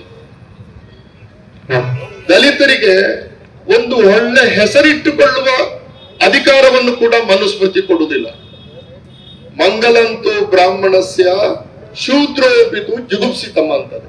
ಶೂದ್ರರು ಜುಗುಪ್ಸೆ ತರುವ ಹೆಸರಿಟ್ಟುಕೊಳ್ಬೇಕು, ಬ್ರಾಹ್ಮಣರು ಮಂಗಲಕರವಾದ ಹೆಸರಿಟ್ಟುಕೊಳ್ಬೇಕು ಅಂತ ಹೇಳ್ತಾರೆ. ಇದು ಸನಾತನ ಧರ್ಮ ಭಾರತಕ್ಕೆ ಕೊಟ್ಟ ಸಂದೇಶ. ಇಂಥ ಒಂದು ಭೀಕರವಾದ ಪರಿಸ್ಥಿತಿಯ ನಡುವೆ ಇಡೀ ಭಾರತದ ವೈವಿಧ್ಯಕ್ಕೆ ಒಂದು ಸುಂದರವಾದ ವ್ಯಾಕರಣವನ್ನು ಬರೆದದ್ದು ಅಂಬೇಡ್ಕರ್ ಸಂವಿಧಾನದ ಮೂಲಕ. ಇಡೀ ಭಾರತೀಯ ಚರಿತ್ರೆಯಲ್ಲಿ ಮೊದಲ ಬಾರಿಗೆ ಎಲ್ಲರ ಸಮಾನತೆಯ ಬಗ್ಗೆ ಮಾತಾಡಿದ್ದು ಭಾರತೀಯ ಸಂವಿಧಾನ. ಇದರಿಂದಾಗಿ ಸನಾತನಿಗಳು, ನಿನ್ನೆ ಹೇಳಿಕೊಂಡಲ್ಲ, ನಾನು ಸನಾತನಿ ಅಂತ ಹೇಳಿಕೊಂಡಲ್ಲ, ಆ ಸನಾತನಿಗಳು ಉರ್ದು ಬಿದ್ದಿದ್ದಾರೆ. ಯಾಕಂದ್ರೆ ಅವರು 5,000 ಚರಿತ್ರೆ, 3,000 ವರ್ಷದ ಚರಿತ್ರೆ ಏನೆಲ್ಲ ಹೇಳ್ತಾರೆ. ಅವರು ಹೇಳುವ ಚರಿತ್ರೆಯಲ್ಲಿ ಅವರು ಎಂದೂ ಕೂಡ ಅಧಿಕಾರವನ್ನು ಕಳಕೊಳ್ಳುವ ಭಯಕ್ಕೆ ಒಳಗಾಗಿಲ್ಲ. ಆದ್ರೆ ಈಗ ಒಳಗಾಗ್ತಾ ಇದ್ದಾರೆ. ಈಗ ಮೀಸಲಾತಿ ಇರಬಹುದು, ಸಂವಿಧಾನ ನಮಗೆ ಕೊಟ್ಟ ಅರಿವು ಇರಬಹುದು, ನಮ್ಮಂತವರಿಗೆ ನಿಮ್ಮಂತವರಿಗೆ ಸಣ್ಣ ಪುಟ್ಟ ಅವಕಾಶಗಳಾದ್ರೂ ಸಿಕ್ಕಿದ್ದಿರಬಹುದು. ಇದು ಅವರ ಹೊಟ್ಟೆ ಉರಿಸ್ತಾ ಇದೆ. ಆದ್ದರಿಂದ ಇದನ್ನ ಹೇಗಾದ್ರೂ ನಿಲ್ಲಿಸಿ ಕಳೆದು ಹೋಗುತ್ತಿರುವ ಅಧಿಕಾರವನ್ನು ಕೈವಶ ಮಾಡಿಕೊಳ್ಳುವುದಕ್ಕೆ ಅವರು ಈ ಕೃತ್ಯಗಳನ್ನು ಮಾಡ್ತಾ ಇದ್ದಾರೆ. ಆದ್ದರಿಂದ ನಮಗೆ ಇದರ ವಿರುದ್ಧ ಹೋರಾಡಲೇಬೇಕಾದಂತಹ ಐತಿಹಾಸಿಕ ಅನಿವಾರ್ಯತೆ ಇದೆ. ನಾವು ಪ್ರಗತಿಪರರು ಅಂತ ಹೇಳಿಕೊಂಡವರು, ನಮ್ಮಲ್ಲಿ ಅನೇಕ ವಿಭಾಗಗಳಿದೆ, ಅದು ಇರಲಿ, ಚರ್ಚೆಗಳು ನಮ್ಮ ನಡುವೆ ನಡೀಲಿ. ಆದರೆ ಸಂವಿಧಾನದ ಮೇಲೆ ಆಕ್ರಮಣ, ಒಬ್ಬ ಗವಾಯಿ ಅಂತ ನೋಡಿ ಅವರ ವರ್ಗದವರು ಹೊಂದ ಚಪ್ಪಲಿ ಅವರ ಮೇಲೆ ಬಿದ್ದಾಗಲೂ ಕೂಡ ಅವರು ಶ್ರವಣ ಬೆಳಗೊಳದ ಗೊಮ್ಮಟನ ಹಾಗೆ ಶಾಂತ ಸ್ವಭಾವವನ್ನು ತೋರಿಸಿದ್ರಲ್ಲ, ಇದು ನಮ್ಮ ಶಕ್ತಿ, ಇದು ನಮ್ಮ ಶಕ್ತಿ. ಯಾಕಂದ್ರೆ ಇದನ್ನ ಕಟ್ಟಿದವರು ನಾವು, ಆದ್ದರಿಂದ ಇದನ್ನು ಉಳಿಸಿಕೊಳ್ಳುವ ಜವಾಬ್ದಾರಿ ಕೂಡ ನಮ್ಮದೇ ಆಗಿರ್ತದೆ. ಸೊ ಈ ಕಾರಣದಿಂದ ಗೆಳೆಯರೇ, ನಾವು ಜಗಳಾಡೋಣ, ನಮ್ಮ ಅಭಿಪ್ರಾಯಗಳನ್ನು ಭಿನ್ನ ಭಿನ್ನವಾಗಿ ಹೇಳಿಕೊಳ್ಳೋಣ, ಆದ್ರೆ ಅನೇಕ ವಿಷಯಗಳಲ್ಲಿ ನಾವು ಒಟ್ಟಾಗಿ ಕೆಲಸ ಮಾಡದೆ ಹೋದ್ರೆ ಸರ್ವನಾಶ ಆಗುವುದು ನಮ್ಮ ವಿರೋಧಿಗಳಲ್ಲ, ನಾವೇ. ಅದಕ್ಕೆ ನಾವು ಅವಕಾಶ ಕೊಡುವುದು ಬೇಡ. ನಿನ್ನೆಯ ಘಟನೆ ಭಾರತದ ಅನೇಕ ಹಿಂದುಳಿದವರ, ದಲಿತರ ಒಂದು ಹೊಸ ರೀತಿಯ ಎಚ್ಚರಿಕೆಗೆ ಕಾರಣವಾಗಿದೆ, ಇಲ್ಲ ಅಂತ ನಾನು ಹೇಳ್ತಾ ಇಲ್ಲ. ಇನ್ನು ದೊಡ್ಡ ಮಟ್ಟದಲ್ಲಿ ಆಗಬೇಕಾಗಿತ್ತು. ಇಡೀ ಕರ್ನಾಟಕ ಜನ ದಂಗೆ ಹೇಳ್ಬೇಕಾಗಿತ್ತು, ಮಹಾರಾಷ್ಟ್ರದಲ್ಲಿ ಹೇಳ್ಬೇಕಾಗಿತ್ತು, ಯುಪಿಯಲ್ಲಿ ಹೇಳ್ಬೇಕಾಗಿತ್ತು. ಆದ್ರೆ ಆ ಮಟ್ಟದಲ್ಲಿ ನಡೀಲಿಲ್ಲ. ಅಂದ್ರೆ ಏನಾಗಿದೆ ಅಂದ್ರೆ, ನಾವು ಯಾರ ಪರವಾಗಿ ಮಾತಾಡ್ತಾ ಇದ್ದೀವೋ ಅವರೇ ಶೂ ಎಸೆಯುವವರ ಜೊತೆ ಸೇರಿಕೊಂಡಿದ್ದಾರೆ, ಶೂ ಹೊಡೆಸಿಕೊಳ್ಳುವವರ ಜೊತೆ ಇಲ್ಲ. ಹಾಗಾಗಿ ಈ ಕಾಂಟ್ರಡಿಕ್ಷನ್, ಈ ವೈರುಧ್ಯ ಏನಿದೆ, ಇದನ್ನ ಮುಂದಿನ ದಿನಗಳಲ್ಲಿ ಹೇಗೆ ನಾವು ಯಾರ ಪರವಾಗಿ ಮಾತಾಡ್ತೀವೋ ಅದರಲ್ಲಿ ಬಹಳ ಜನ ನಮ್ಮ ಒಟ್ಟಿಗೆ ಇಲ್ಲದೆ ಇರುವ, ನಮ್ಮನ್ನೇ ಟ್ರೋಲ್ ಮಾಡುವ ಸ್ಥಿತಿಗೆ ಬಂದಿದೆಯಲ್ಲ ಜಗತ್ತು. ಇದನ್ನ ತುಂಬಾ ಎಚ್ಚರಿಕೆಯಿಂದ ಒಂದು ಅತ್ಯುತ್ತಮವಾದ ಕಾರ್ಯಸೂಚಿಯನ್ನ ರಚಿಸುವುದರ ಮೂಲಕ ಸುಮಾರಾಗಿ ಸಮಾನವಾಗಿ ಯೋಚನೆ ಮಾಡುವ ನಾವೆಲ್ಲರೂ ಕೂಡ ಒಂದು ವೇದಿಕೆಗೆ ಬಂದು ಮಾಡಬೇಕು. ಭಾರತದ ಸಂವಿಧಾನ ಜಗತ್ತಿನ ಅತ್ಯುತ್ತಮವಾದ ಸಂವಿಧಾನ ಮತ್ತು ಅಂಬೇಡ್ಕರ್ 20ನೇ ಶತಮಾನದ ಅತಿ ದೊಡ್ಡ ವಿದ್ವಾಂಸ ಎಂಬುದನ್ನ ನಾವು ಮತ್ತೆ ಹೇಳುತ್ತಾ ನಮ್ಮನ್ನು ನಾವು ಸಂರಕ್ಷಿಸಿಕೊಳ್ಳೋಣ. ನಮಸ್ಕಾರ. ನನ್ನನ್ನ ಈ ನರಕದ ಗುರುತಿನಿಂದ ಬಿಡುಗಡೆಗೊಳಿಸಿ ನಕ್ಷತ್ರದ ಬೆಳಕಿನಲ್ಲಿ ಸೇರ್ಕೊಳ್ತೀನಿ ಅಂತ ಡಸಾಲ್ ಬರೆದಿದ್ರು. ಗವಾಯಿಗೆ ಹಂಗೆ ಅನಿಸ್ತಿರ್ಬೋದು, ಆ ಗುರುತು ಇವತ್ತು ಆ ದಾಳಿ ಮಾಡಕ್ ಕಾರಣ ಆಗಿರೋದು. ಅಂಬೇಡ್ಕರ್ಗೂ 110 ವರ್ಷಗಳಿಂದ ಬರೋಡದಲ್ಲಾಗಿದ್ದು, ಮುಂಬೈಯಲ್ಲಾಗಿದ್ದು, ಡೆಲ್ಲಿಯಲ್ಲಾಗಿದ್ದು ಆ ಗುರುತಿನ ಕಾರಣ ಆಗಿದೆ. ಇದು ನೇರವಾಗಿ ಬೀದಿ ಕಾಳಗಕ್ಕೆ ಕರೀತಾ ಇದ್ದಾರೆ. ಇನ್ನೂ ನೀವು ಸುಮ್ಮನೆ ಇದ್ರಂದ್ರೆ ಮುಗಿತಿಗತಿ ಅನ್ನುವಂತ ಎಚ್ಚರಿಕೆ ಅಷ್ಟೇ ಇದು. ಸೊ ಇದನ್ನ ನಾವು ಅರ್ಥ ಮಾಡ್ಕೊಳ್ಬೇಕಾದ್ರೆ ದೇ ಆರ್ ಇನ್ವೈಟಿಂಗ್ ಅಸ್. ನಿಮ್ಗೆ ಎಷ್ಟು ಇನ್ನು ಕರಿಬೇಕು ನಿಮ್ಮನ್ನ? ಹತ್ರಾಸಲ್ಲಿ ಕೊಲೆ ಮಾಡದೆ ಸುಮ್ಮನೆ ಕೂತಿದ್ರಲ್ಲ, ಅದ್ಭುತ. ದಾದ್ರಲ್ಲಿ ಅಕ್ಲಾಕ್ತ ಕೊಲೆ ಮಾಡದೆ ಸುಮ್ಮನೆ ಇದ್ರಿ. ಈಗ ನೋಡಿ ಚೀಫ್ ಜಸ್ಟಿಸ್ ಅಕ್ಲಾಕ್ನ ಮುಟ್ಟಿದಾಗ ಸುಮ್ಮನೆ ಇದ್ದ ಕಾರಣಕ್ಕೆ ಇವರು ಚೀಫ್ ಜಸ್ಟಿಸ್ ಆಫ್ ಇಂಡಿಯಾ ಹತ್ರ ಬಂದಿದ್ದಾರೆ. ಇದು ದೇ ಆರ್ ಇನ್ವೈಟಿಂಗ್ ಅಸ್. ನಾವೇನ್ ಮಾಡ್ಬೇಕು? ನಾನು ನಿಮ್ಮ ಬಿಡ್ತೇನೆ. ಎರಡನೇದು, ಇದು ಒಂದು ದಾಳಿ ನಂತರದ ದಿನಗಳು ನೋಡಿ. 2ನೇ ದಿವಸದಲ್ಲಿ ಎಂತ ಬೆಳವಣಿಗೆ ಆಗೋಗ್ಬಿಡ್ತಂದ್ರೆ, ಇಡೀ ಬಲಪಂಥೀಯ ಒಂದು ಬ್ರಾಹ್ಮಣಶಾಹಿಯ ಟೋನಲ್ಲಿ ಮಾತಾಡ್ತಾ ಇದೆ. ಸಬರ್ಸ್ಗಳು ದೂರ ಹೊಳಿತು, ಅವನನ್ನ ವೈಭವೀಕರಿಸುವಂತ ಹತ್ತಕ್ಕೂ ಇದು. ಅವನಿಗೆ ಶಿಕ್ಷೆ ಕೂಡ ದೂರ ಹೊಳಿತು, ಅವನನ್ನ ವೈಭವೀಕರಿಸೋದು ನಿಲ್ಲಿಸೋದು ಹೇಗೆ ಅನ್ನುವಂತ ದಿನಕ್ಕೆ ನಾವು ಹೋಗ್ತಾ ಇದೀವಿ. ಏತಕ್ಕೆ ಇದಕ್ಕೆ ಸಾಧ್ಯ ಆಯ್ತು? ಈ ಟೂಲ್ ಕಿಟ್ ಹೆಂಗ್ ಶುರುವಾಯ್ತು? ಇದು ನಾವು ಎಚ್ಚರಿಕೆಯಾಗಿದೆ. ಇನ್ನು ಬಹಳ ಮುಖ್ಯವಾಗಿ RSS ಗೆ ಕೊಟ್ಟಂತ ಕಾಣಿಕೆ ಇದು. ಅದು RSS ಸಿದ್ಧಾಂತ. ಇದು RSS ಸಿದ್ಧಾಂತ 1925ರಲ್ಲಿ ಏನ್ ಹುಟ್ಟಾಗ್ತಲ್ಲ, ಅಲ್ಲಿಂದ ಶುರುವಾಗಿದ್ದಕ್ಕೆ ಅವ್ರು 100 ವರ್ಷಕ್ಕೆ ಕೊಟ್ಟಂತ ಕಾಣಿಕೆ ಇದು. ಇದು ನಾವೇನ್ ಮಾಡಕ್ ಮುಂಜಾನೆ ನಮ್ಮ ಮುಂದಿರುವಂತ ಸವಾಲುಗಳು ಇವು. ಏನ್ ಮಾಡಕ್ ನಾವು ಹೇಗೆ ಇದನ್ನ ಮುಖಾಮುಖಿ ಆಗ್ತೀವಿ? ಇದು ಸುಮ್ಮನೆ ಆಲ್ರೆಡಿ ಅವರ ತಾಯಿ ಮಾತಾಡಿದ್ದಾರೆ, ಅವರ ಸಹೋದರಿ ಮಾತಾಡಿದರೆ ಬಹಳ ಒಂಥರ ಮಾನವೀಯವಾಗಿ ಮಾತಾಡಿದ್ದಾರೆ. ಇದು ವಿಚಾರದ ಮೇಲೆ ಹಲ್ಲೆ ಅಂತ ಹೇಳಿದ್ದಾರೆ ಅವರು. ವಿಚಾರದ ಮೇಲೆ ಹಲ್ಲೆ. ಅವ್ರ ತಾಯಿ RSS ನವರ ಆ ಸಮಾರಂಭಕ್ಕೆ ಹೋಗೋದಕ್ಕೆ ನಿರಾಕರಿಸಿದ್ದಕ್ಕೆ ಆದಂತ ಹಲ್ಲೆಯೋ, ಬುಲ್ಡೋಜರ್ ಕಾಲ ಅಲ್ಲ ಇದು, ಸಂವಿಧಾನದ ಕಾಲ ಅಂತ ಹೇಳೋದಕ್ಕೆ ಹಲ್ಲೆಯೋ, ಅವೆಲ್ಲವನ್ನು ಸೇರಿಸಿ ಮಾಡಿದಂತ ಹಲ್ಲೆ ಇದು. ಹೀಗಾಗಿ ಇದು RSS ಇವತ್ತು ಬಿಜೆಪಿನ ಸೋಲಿಸಿದ್ರೆ RSS ಸೋಲಲ್ಲ. ಇದು ಕೂಡ ನಾವು ಕೊಟ್ಟಂತೆ ಎಚ್ಚರಿಕೆ. ಬಿಜೆಪಿಯ ಪಕ್ಷವನ್ನ ಸೋಲಿಸಬಹುದು ಸರಳ ಮಾತದ ಮೂಲಕ, ಇದು RSS ಸೋಲಲ್ಲ. ಇವತ್ತು RSS ಬಿಜೆಪಿ ಆಚೆಗೆ ಬೆಳೆದಿದೆ. ಇದು ಕೂಡ ನಮಗೆ ಕೊಟ್ಟಂತ ಎಚ್ಚರಿಕೆ. ಹೀಗಾಗಿ ನಾವು ಹೇಗೆ RSS ನೊಂದಿಗೆ ಮುಖಾಮುಖಿ ಆಗ್ತೀವಿ, RSS ಐಡಿಯಾಲಜಿ ಜೊತೆ ಮುಖಾಮುಖಿ ಆಗ್ತೀವಿ, ನಮ್ಮ ನೆರೇಷನ್ ಏನನ್ನುವಂಥದ್ದನ್ನ ನಾವು ಅರ್ಥ ಮಾಡ್ಕೊಂಡ್ರೆ ಮಾತ್ರ ಇಂಥ 100 ಕಿಶೋರ್ಗಳು ನಾಳಿಂದ ಶುರು ಆಗ್ತಾರೆ. ಆ ಮಧ್ಯಪ್ರದೇಶದವ್ರು ವೈದ್ಯರವ್ರು ಏನಕ್ಕೆ ಗಿಡ್ಡಂತೆ ಮಾತಾಡ್ತಾನೆ, ಅವ್ರಿಗೆ ಗೊತ್ತಾಯ್ತದ್ದು ಧೈರ್ಯವಂತನಿಗೆ ಏನಾದ್ರೂ ಮಾಡಿ ನೀವು ಅಂತೇಳಿ. ಹೀಗಾಗಿ ನಮ್ ಮುಂದಿರುವಂತದ್ದು ಏನ್ ನೆರೇಷನ್ ಏನಿದೆ ಎನ್ನುವಂಥದ್ದು. ನಮಸ್ಕಾರ. ಈ ಸ್ವತಂತ್ರ ಉದ್ಯಾನವನ ಅಂತ ಹೇಳುವಂತಹ ಜೈಲಲ್ಲಿ ನಾವು ಎಷ್ಟು ರೋದನ ಮಾಡ್ಬೇಕೋ ನಂಗೆ ಗೊತ್ತಿಲ್ಲ. ನಾನು ಇಲ್ಲಿ ಬಂದ್ಕೊಳ್ಳೆ ಮಾವಳಿ ಶಂಕರ್ಗೆ ಹೇಳ್ತಾ ಇದ್ದೆ, ಅಣ್ಣ 70-80 ದಶಕದಲ್ಲಿ ಇಂಥದ್ದೊಂದು ಘಟನೆ ಆಗ ಇಂಥದ್ದು ನಡೆದಿರ್ಲಿಲ್ಲ ಬಿಡಿ. ಯಾಕಂದ್ರೆ RSS ಗೆ ಇನ್ನು 100 ವರ್ಷ ಆಗಿರ್ಲಿಲ್ಲ. ಅದು ಬೀಜ ಬಿತ್ತಿ ಫಲ ಕೊಯ್ಯೋದಕ್ಕೆ ತಯಾರಿ ನಡೆಸ್ತಾ ಇದ್ದ, ಕೃಷಿ ನಡೆಸ್ತಾ ಇದ್ದ ಕಾಲಘಟ್ಟ ಅದು. ಆದ್ರೆ ಇಂಥದ್ದೊಂದು ಅನ್ಯಾಯಗಳು ಏನಾದ್ರು ನಡೀತು ಅಂತಂದ್ರೆ ನಾವು ಬೀದಿ ಮೇಲೆ ಇರ್ತಾ ಇದ್ವಿ. ಅಣ್ಣ ನಂಗೆ 70 ವಯಸ್ಸಾಗ್ತಾ ಇದೆ, ನನ್ ರಕ್ತ ಈಗ್ಲೂ ಕುದಿಯತ್ತೆ, ಯಾಕೆ ನಮ್ಮ ಯುವ ಜನರ ರಕ್ತ ಕುದಿಯಲ್ಲ ಹೇಳೋಣ ಅಂತ ಕೇಳ್ತಾ ಇದ್ದೆ. ಮಕ್ಕಳು ಬಂದಿದ್ವು ಹಾಸ್ಟೆಲಿಂದ ಇಲ್ಲಿ. ತುಂಬಾ ಖುಷಿ ಆಯ್ತು ನಂಗೆ. ಆ ಮಕ್ಕಳು ನನ್ನ ಪಕ್ಕದಲ್ಲಿ ಬಂದು ಕೂತಿದ್ ನೋಡಿದ ತಕ್ಷಣ ಎಲ್ಲಿಂದ ಬಂದ್ರಮ್ಮ ಅಂತ ಕೇಳ್ದೆ. ಮಹಾರಾಣೀಸ್ ಕಾಲೇಜು ಮೇಡಮ್ ಅಂದ್ರು. ಹಾಸ್ಟೆಲ್ ವಿದ್ಯಾರ್ಥಿಗಳ ಅಮ್ಮ ಅಂದೆ. ಹೌದು ಅಂದ್ರು. ನಂಗೆ ತುಂಬಾ ಸಂತೋಷ ಆಯ್ತು. ಯಾಕೆಂದ್ರೆ ಇಲ್ಲಿ ತುಂಬಾ ಹೋರಾಟಗಳು ನಡೀತವೆ, ಆದ್ರೆ ಆ ಮಕ್ಕಳನ್ನ ಇಲ್ಲಿಗೆ ಕರ್ಕೊಂಡ್ ಬರಕ್ ಆಗ್ತಾ ಇರ್ಲಿಲ್ಲ. ಬಂದವರು ಅವ್ರ ಎಲ್ಲರ ಕೈನಲ್ಲಿ ಇದಿತ್ತು. 10 ನಿಮಿಷ ಗೊತ್ತಿಲ್ಲ ಏನು ಒತ್ತಡಗಳಿದಾವೋ, ಅವ್ರು ಯಾರು ಇಲ್ಲ ಈಗ. ಅಂದ್ರೆ ದೇಶದ ಅವ್ರಿಗೆ ಊಟ ಟೈಮ್ ಇರ್ಬೋದು, ವಾಪಸ್ ಹೋಗೋದಕ್ಕೆ ಒತ್ತಾಯಗಳಿರ್ಬಹುದು, ಎಲ್ಲವೂ ಇರ್ಬೋದು, ಒಪ್ಕೋತೀನಿ ನಾನು. ಆದ್ರೆ ದೇಶದ ಯುವ ಜನರನ್ನ ದಾರಿ ತಪ್ಪಿಸುವಂತಹ ಶಕ್ತಿಗಳು, ಅವರ ಷಡ್ಯಂತ್ರಗಳು ಎಷ್ಟು ಜೋರಾಗಿ ನಡೀತಾ ಇದೆ ಅಂತ ಅಂದ್ರೆ, ಹಾಗಾಗಿ ಗವೈ ಅಂತಹ ಒಬ್ಬ ಬೌದ್ಧ ಧರ್ಮವನ್ನ ಪರಿಪಾಲಿಸ್ತಾ ಇರುವಂತಹ ಒಬ್ಬ ವ್ಯಕ್ತಿಯ ಮೇಲೆ ಶೂ ಬಿಸಾಕಿದ್ರೆ ಈ ದೇಶದ ಬಹಳ ಜನರ ಅಂತಃಸಾಕ್ಷಿ ಕದಲದಿಲ್ಲ. ನಮ್ಮಂತ ಕೆಲವು ಜನ ಮಾತ್ರ ಇಲ್ಲಿ ಬಂದು ನಿಂತ್ಕೋತೀವಿ.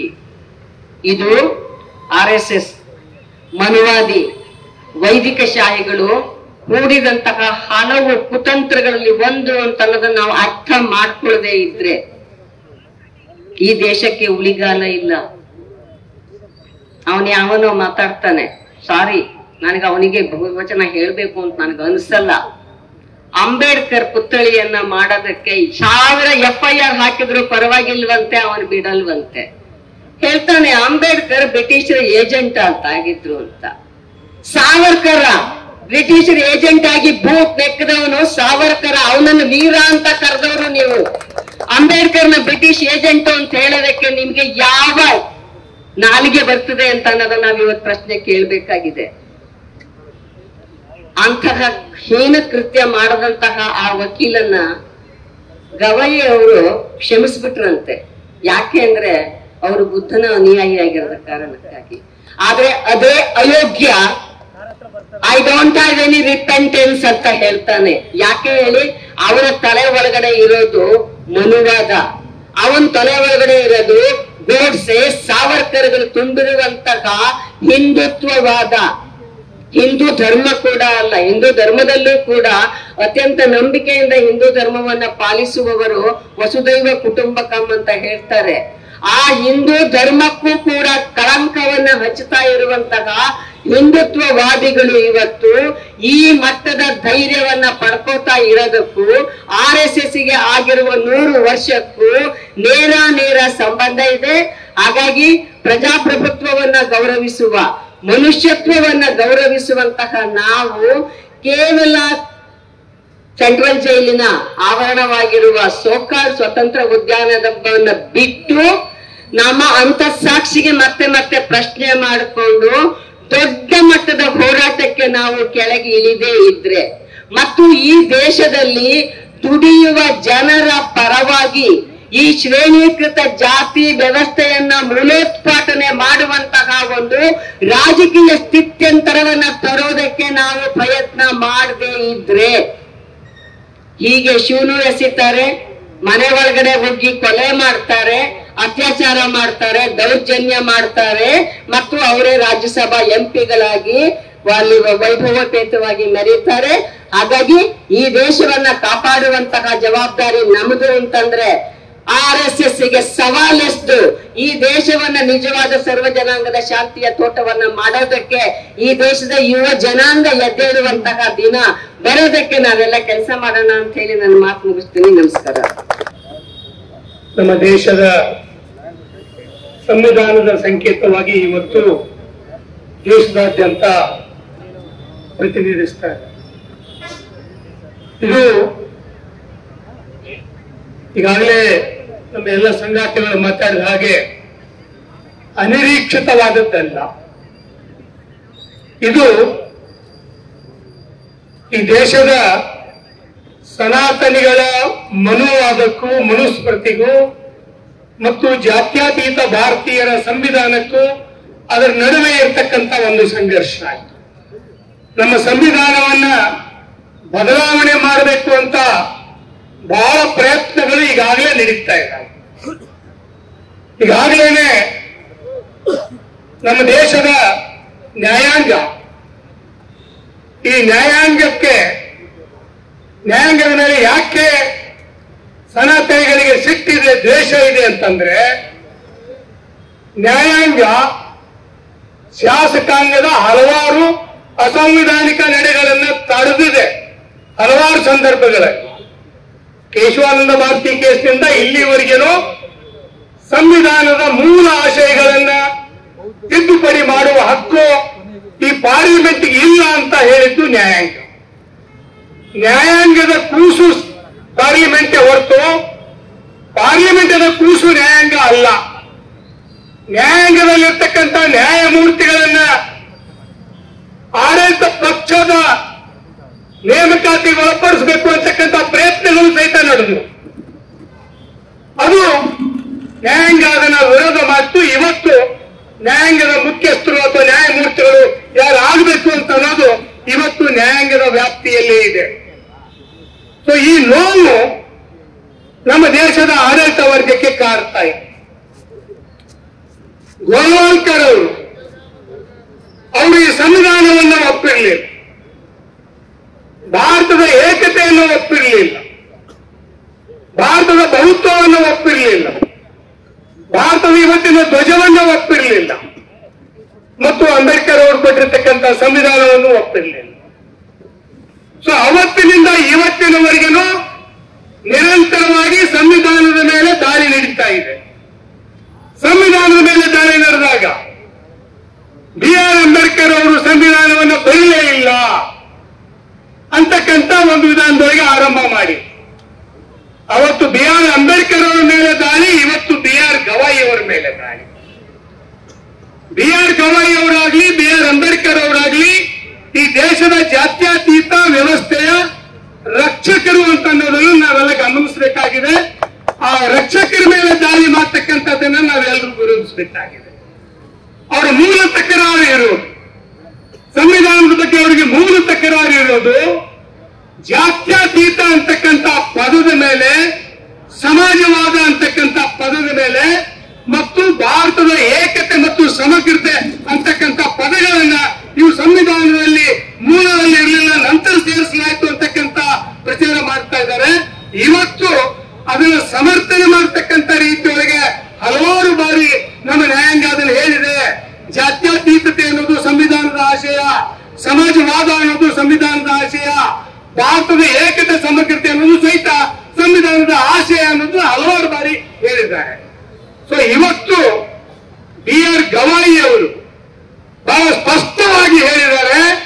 ಅವರು ನಾನು ಈ ಪಾರ್ಲಿಮೆಂಟಿನ ಆಮಿಷಗಳಿಗೆ ಬಲಿ ಆಗೋದಿಲ್ಲ ಅನ್ನೋದನ್ನ ಬಹಳ ನೇರವಾಗಿ ಅಧಿಕಾರ ವಹಿಸಿಕೊಂಡಾಗಲೇ ಹೇಳಿದ್ದಾರೆ. ಸೊ ಅವತ್ತೇನೆ ಈ ಮನುವಾದಿಗಳಿಗೆ ನ್ಯಾಯಾಂಗ ನಮ್ಮ ನಿಯಂತ್ರಣ ತಪ್ಪಿ ಹೋಗ್ತಾ ಇದೆ ಅಂತಕ್ಕಂಥ ಭಾವನೆ ಅವತ್ತಿನಿಂದಲೇ ಆರಂಭ ಆಗಿದೆ. ಸೊ ಆ ಕಾರಣಕ್ಕಾಗಿ ಇದು ಮನುವಾದಿಗಳ, ಸನಾತನಿಗಳ ಮನೋಶಾಸ್ತ್ರಕ್ಕೂ ಮತ್ತು ಜಾತ್ಯತೀತ ಭಾರತೀಯರ ಈ ಸಂವಿಧಾನಕ್ಕೂ ಇರ್ತಕ್ಕಂಥ ಈ ಸಂಘರ್ಷ ನಿರಂತರವಾಗಿ ನಡೀತಾ ಇತ್ತು. ಇವತ್ತು ನೇರವಾಗಿ ಬೀದಿಗೆ ಬಂದಿದೆ. ಇವತ್ತು ಸುಪ್ರೀಂ ಕೋರ್ಟ್ ನಲ್ಲೇ ಆ ಸಂಘರ್ಷ ಆರಂಭ ಆಗಿದೆ. ಸೊ ಇವತ್ತು ನಾವು ಆಲೋಚನೆ ಮಾಡಬೇಕಾಗಿದೆ. ಹಿಂದೆ ಬಾಬರಿ ಮಸೀದಿ ವಿಷಯದಲ್ಲಿ ಸುಪ್ರೀಂ ಕೋರ್ಟ್ ಬಹುಧರ್ಮೀಯರ ಭಾವನೆಗಳಿಗೆ ಬೆಲೆ ಕೊಟ್ಟು ಇದನ್ನು ನಾವು ಈ ತೀರ್ಪನ್ನು ನೀಡ್ತಾ ಇದ್ದೀವಿ ಅಂತ ಹೇಳಿ ಹಲವಾರು ಸುಪ್ರೀಂ ಕೋರ್ಟ್ ನ್ಯಾಯಮೂರ್ತಿಗಳು ಹೇಳಿದ್ರು. ಏನು ಅಂದ್ರೆ ಇದು ಸಂವಿಧಾನಿಕವಾಗಿರ್ತಕ್ಕಂಥ ತೀರ್ಪಲ್ಲ, ತೀರ್ಪು. ಅಂದ್ರೆ ಸಂವಿಧಾನಕ್ಕೆ ಬದ್ಧವಾಗಿರುವವರು ಈ ಸನಾತನಿಗಳಿಗೆ ಶತ್ರುಗಳಾಗ್ತಾರೆ. BR ಗವಾಯಿ ಅವರು ಸಂವಿಧಾನಕ್ಕೆ ಬದ್ಧವಾಗಿದ್ದಾರೆ, ಸಂವಿಧಾನಕ್ಕೆ ಬದ್ಧವಾಗಿ ನಡೆದುಕೊಳ್ತಾ ಇದ್ದಾರೆ. ಅದಕ್ಕಾಗಿ ಅವರು ಇವತ್ತು ಅವ್ರ ಮೇಲೆ ದಾಳಿ ಮಾಡ್ತಕ್ಕಂತ ಒಂದು ಪ್ರಯತ್ನವನ್ನ ಮಾಡಿದ್ದಾರೆ. ಎರಡನೇದಾಗಿ ಒಬ್ಬ ಗವಾಯಿ ಅಂತಕ್ಕಂತ ಒಬ್ಬ ದಲಿತ ಈ ದೇಶದ ಸುಪ್ರೀಂ ಕೋರ್ಟಿನ ಮುಖ್ಯ ನ್ಯಾಯಮೂರ್ತಿಗಳಾಗಿ ಬಂದಿದ್ದು ಅವ್ರ ಮನಸ್ಸಿನೊಳಗೆ ಕುದಿತಾ ಇತ್ತು. ಆ ಮನಸ್ಸಿನೊಳಗೆ ಕಳ್ಕೊಳ್ಳಿಕ್ಕೆ ಆಗ್ತಾ ಇರಲಿಲ್ಲ. ಆ ಒಂದು ಫ್ರಸ್ಟ್ರೇಷನ್ ಏನಿದೆ ಅದು ನಿನ್ನೆ ಆ ವ್ಯಕ್ತಿಯ ಮೂಲಕ ಹೊರಗಡೆ ಬಂದಿದೆ. ಸೊ ಈಗಾಗಲೇ ದೇಶದಾದ್ಯಂತ ಮಹಾತ್ಮ ಗಾಂಧೀಜಿಯನ್ನ ಖಳನಾಯಕನನ್ನ ಮಾಡಿ ಸಾವರ್ಕರನ್ನ ನಾಯಕನನ್ನೇ ಮಾಡ್ತಕ್ಕಂಥ ಪ್ರಯತ್ನಗಳು, ಭಗತ್ ಸಿಂಗ್ನನ್ನ ಮರೆಮಾಚಿ ಗೋಡ್ಸೆಯನ್ನ ರಾಷ್ಟ್ರಪ್ರೇಮಿಯನ್ನಾಗಿ ಮಾಡ್ತಕ್ಕಂಥ ಪ್ರಯತ್ನಗಳು ಇವತ್ತಿನ ಕೇಂದ್ರ ಸರ್ಕಾರದ UGC ಪಠ್ಯದ ಮೂಲಕನೇ ಬರ್ತಾ ಇದ್ದಾವೆ. ಸೊ ಇಂತಹ ಸಂದರ್ಭದಲ್ಲಿ ಅವರು ಅದನ್ನು ಮಾಡ್ತಾ ಇದ್ದಾರೆ. ನಾವು ಆಲೋಚನೆ ಮಾಡಬೇಕಾಗಿದೆ. ಸಂವಿಧಾನವನ್ನ ಬದಲಾವಣೆ ಮಾಡಬೇಕು ಅಂತ ಹೊರಟವರು ಸಂವಿಧಾನದ ರಕ್ಷಕರ ಮೇಲೆ ಇವತ್ತು ದಾಳಿ ಮಾಡ್ತಾ ಇದ್ದಾರೆ. ಯಾವ ಸಂವಿಧಾನದಿಂದ ಈ ದೇಶದ ದಲಿತರು, ಅಸ್ಪೃಶ್ಯರು, ಹಿಂದುಳಿದವರು, ಕಾರ್ಮಿಕ ವರ್ಗ, ರೈತರು, ದುಡಿಯುವ ವರ್ಗ ಮೂಲಭೂತ ಹಕ್ಕುಗಳನ್ನ ಪಡೆದವು, ನಾವೆಲ್ಲರೂ ಅಂತ ಸಂವಿಧಾನಕ್ಕೆ ಧಕ್ಕೆ ಬಂದಾಗ ನಾವೆಲ್ಲರೂ ಒಂದಾಗಿ ಹೋರಾಟ ಮಾಡಬೇಕಂತ ಕಾಲ ಇವತ್ತು ಬಂದಿದೆ. ಬಂಧುಗಳೇ, ಇದು ನನ್ನ ಪ್ರಕಾರ ಅಂತಿಮವಾದ ಹೋರಾಟಕ್ಕೆ ಮುನ್ನುಡಿ. ಅಂತಿಮವಾದ ಹೋರಾಟ. ಜಾತ್ಯತೀತವಾದಿಗಳು, ಸಮಾಜವಾದಿ ಚಿಂತನೆಯವರು, ಸಮಾಜವನ್ನು ಕಟ್ಟಬೇಕು ಅಂತಕ್ಕಂಥ ವ್ಯಕ್ತಿಗಳು ದೊಡ್ಡ ಸಂಖ್ಯೆಯಲ್ಲಿದ್ದೇವೆ. ಆದರೆ ನಮ್ಮಲ್ಲಿರ್ತಕ್ಕಂಥ ಮೌಢ್ಯ, ನಮ್ಮಲ್ಲಿರ್ತಕ್ಕಂಥ ಈ ಸಂಕುಚಿತತೆ, ನಮ್ಮಲ್ಲಿರ್ತಕ್ಕಂಥ ಪಕ್ಷವಾರು ಚಿಂತನೆಗಳು, ನಮ್ಮಲ್ಲಿರ್ತಕ್ಕಂಥ ಪ್ರತ್ಯೇಕತೆಗಳು ಇವು ಅವರಿಗೆ ಅನುಕೂಲ ಆಗಿದ್ದಾವೆ. ನಮ್ಮ ಜನವನ್ನೇ ನಮ್ಮ ವಿರುದ್ಧ ಎತ್ತಿ ಕಟ್ಟತಕ್ಕಂಥ ಕೆಲಸವನ್ನು ಮಾಡ್ತಾ ಇದ್ದಾರೆ. ನಾವೆಲ್ಲರೂ ಅದು ಯಾವುದೇ ಸಂಘಟನೆ ಇರಲಿ, ಜಾತ್ಯತೀತತೆಯನ್ನ, ಭಾರತದ ಏಕತೆ ಮತ್ತು ಸಮಗ್ರತೆಯನ್ನ, ಸಮಾಜವಾದವನ್ನ, ಸಮಾಜವನ್ನ ಬಯಸ್ತಕ್ಕಂಥ ನಾವು ಎಲ್ಲರೂ ಸೇರಿ ಈ ಹೋರಾಟವನ್ನ ಮುಂದುವರ್ಸೋಣ. ಈ ಹೋರಾಟ ಇಲ್ಲಿ ನಾವು ಸ್ವಲ್ಪ ಪ್ರಮಾಣದಲ್ಲಿ ಇರಬಹುದು, ಆದ್ರೆ ಈ ಹೋರಾಟ ನಡೀಬೇಕಾಗಿದ್ದು ನಮ್ಮ ಮತಕ್ಷೇತ್ರಗಳಲ್ಲಿ 2024ಕ್ಕೆ ಬಹುಮತದಿಂದ ಅಧಿಕಾರಕ್ಕೆ ಬಂದ್ರೆ 400 ಹೆಚ್ಚು ಸ್ಥಾನಗಳಲ್ಲಿ ಏನಾದ್ರೂ ಈ ದೇಶದಲ್ಲಿ ಈ ಮನವಾದಿ ಪಕ್ಷ ಅಧಿಕಾರಕ್ಕೆ ಬಂದಿದ್ರೆ ಇಷ್ಟೊತ್ತಿಗೆ ಆಗ್ಲೇನೆ ಸಂವಿಧಾನವನ್ನ ಬದಲಾವಣೆ ಮಾಡ್ತಕ್ಕಂಥ ಪ್ರಯತ್ನಕ್ಕೆ ಕೈ ಹಾಕ್ತಾ ಇದ್ರು. ಈ ದೇಶದ ಜನತೆ 2024ರಲ್ಲಿ ಅವರಿಗೆ ಬಹುಮತ ಕೊಡದೇನೆ ನಿಮ್ಮ ನೀತಿಯನ್ನು ಒಪ್ಪೋದಿಲ್ಲ ಅಂತಕ್ಕಂಥ ಕಾರಣಕ್ಕಾಗಿ ಇವತ್ತು ಅವರಿಗೆ ಬಹುಮತ ಕೊಟ್ಟಿಲ್ಲ. ಆ ಕಾರಣಕ್ಕಾಗಿ ಇವತ್ತು ಇನ್ನೂ ಸಂವಿಧಾನ ಉಳಿದಿದೆ. ನಾವು ಎಷ್ಟೇ ಹೋರಾಟಗಳನ್ನ ಮಾಡಿದ್ರು ನಮ್ಮ ದೇಶದ ಜನತೆ ಮಾನಸಿಕವಾಗಿ ಬದಲಾವಣೆ ಆಗ್ತದೆ. ರೈತರು, ಕಾರ್ಮಿಕರು, ದಲಿತರು, ಕೂಲಿಕಾರರು, ಬಡವರು, ಮಹಿಳೆಯರು ಎಲ್ಲರೂ ಸೇರಿ ಈ ಸಂವಿಧಾನವನ್ನ ಉಳಿಸಬೇಕಾಗಿದೆ. ಸಂವಿಧಾನವನ್ನ ಉಳಿಸೋದು ಅಂತಂದ್ರೆ ಭಾರತದ ಏಕತೆಯನ್ನು ಉಳಿಸೋದು, ಸಂವಿಧಾನವನ್ನು ಉಳಿಸೋದು ಅಂತಂದ್ರೆ ಈ ದೇಶದ ಐಕ್ಯತೆಯನ್ನ ಮತ್ತು ಜಾತ್ಯತೀತತೆಯನ್ನು ಉಳಿಸೋದು. ನಾವೆಲ್ಲರೂ ನಮ್ಮ ಕ್ಷೇತ್ರಗಳಲ್ಲಿ, ನಮ್ಮ ಸಂಘಟನೆಗಳಲ್ಲಿ ನಾವು ಕೆಲಸ ಮಾಡೋಣ.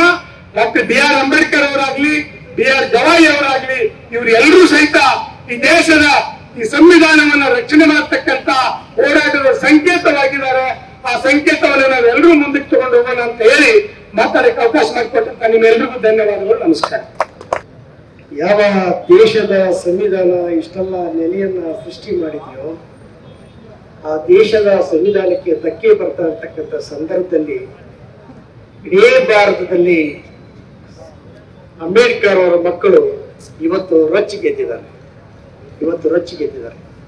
ಬಹುಶಃ ನಾವಿಲ್ಲಿ ಪರಿಣಕ್ಕೆ ಎಷ್ಟು ಸೇರಿರ್ಬೋದು, ಆದ್ರೆ ಇದು ಜೀವಂತವಾಗಿ ಅಂಬೇಡ್ಕರ್ ಉಳಿಸ್ತಕ್ಕಂಥ, ಸಂವಿಧಾನವನ್ನ ಉಳಿಸ್ತಕ್ಕಂಥ, ಈ ದೇಶವನ್ನ ಕಟ್ಟತಕ್ಕಂಥ ಕೆಲಸ ಮಾಡ್ತಾ ಇರ್ತಕ್ಕಂಥವ್ರು ಈ ದುಡಿಯುವ ವರ್ಗ, ಕೂಲಿಕಾರರು, ಕೃಷಿ ಕಾರ್ಮಿಕರು. ಇದು ಸನಾತನ ಧರ್ಮದವರು ಕಟ್ಟಿಲ್ಲ. ಇದು ದೇಶದ ಸೃಷ್ಟಿ ನಿಮ್ಮಿಂದಾಗಿಲ್ಲ. 2500 ವರ್ಷಗಳ ಹಿಂದೆ ಎಲ್ಲಿದ್ರಿ ಸರ್ ನೀವು?